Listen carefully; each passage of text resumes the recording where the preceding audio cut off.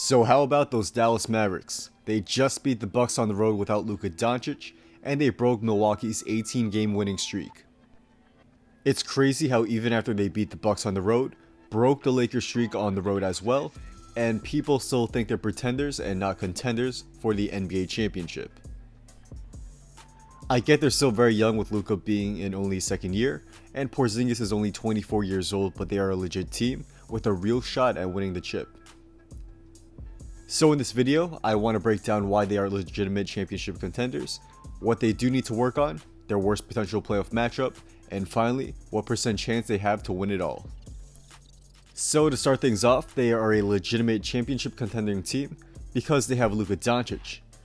Plain and simple, Doncic is a top 5 MVP candidate, and he's averaging almost a 30-point triple-double this season. And it's not like he's just stat padding or putting up empty numbers. He's the Mavs' top scoring option who is able to create shots for himself out of nothing, and of course, he makes everyone around him better. He's been able to set up his teammates for open shots, and this has led to guys like Tim Hardaway Jr. and Maxi Kleber having a career high in 3-point percentages this year. But I think a lot of people already have talked about Luka and how great he is, so I wanted to go over some of the other Mavs players who have been key in their great start.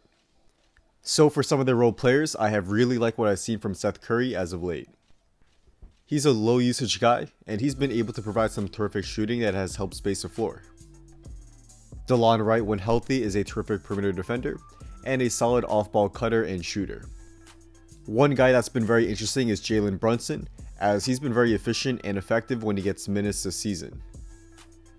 Dorian Finney-Smith is a solid wing who is going to be very helpful in guarding guys like LeBron, Kawhi, and PG in the playoffs, and he's really improved as a shooter since coming into the NBA. But most surprisingly, I've actually been very impressed with Tim Hardaway Jr. this season. I've honestly never liked his game, as he's been known to be an inefficient scorer throughout his career, but this season he has shown the ability to make much more smarter decisions on offense. He's been making the right pass on many plays, and compared to last season, he would just chuck up a shot if he even had a little bit of daylight.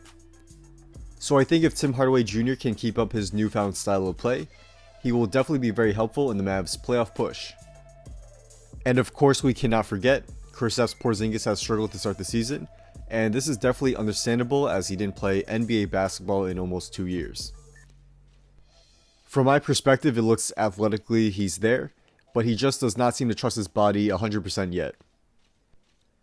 I think as the season goes on, he should get more and more comfortable, and being able to be more consistent and aggressive in the paint should really help make the Mavs even better.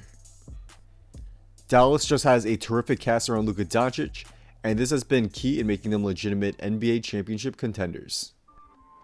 So while the Mavs have proven to keep up and beat top contenders in the Lakers and Bucks, the one team I would be really scared of if I were them would be the Los Angeles Clippers. They have 2 excellent wing defenders who can take turns slowing down Doncic, and the Mavs on the other hand don't have 2 perimeter defenders who can match up well against Paul George and Kawhi Leonard on defense. Finney-Smith can be very helpful, but after that, who else do they have? Doncic would have a lot of trouble stopping PG or Leonard, and DeLon Wright is undersized when guarding them. The Mavs should look at the trade deadline into getting another perimeter wing defender, for example someone like Glenn Robinson III, or even Jay Crowder of the Grizzlies. Also, they should look into picking up another consistent playmaker.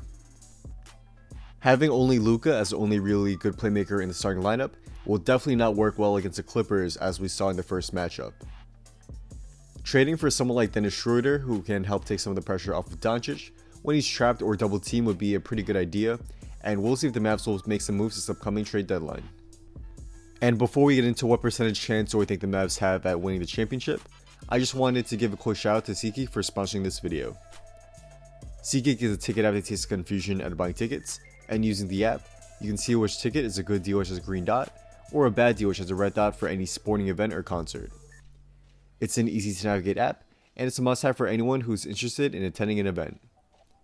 Use my discount code THETBALL to get $20 off your first purchase when you first sign up for an account, and I'll leave a link to the site where you can sign up, or you can also download the app on your phone as well and use my code to get the discount there.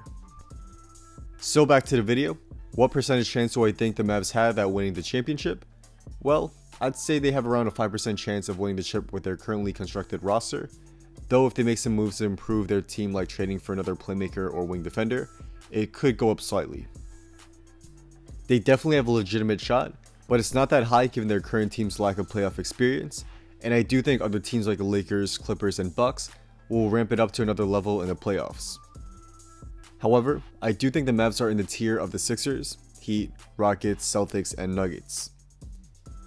So we'll see what happens as the season goes on, and I'm excited to see how the Mavs will perform in the playoffs and in the future as well.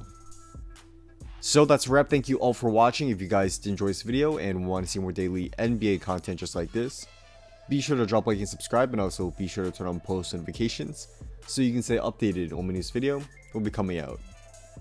Also, be sure to follow me on Instagram and hit me up if you want to talk about basketball or business. Just drop a comment down below on my photo or DM me, and I'll definitely try to get back to most of you guys there.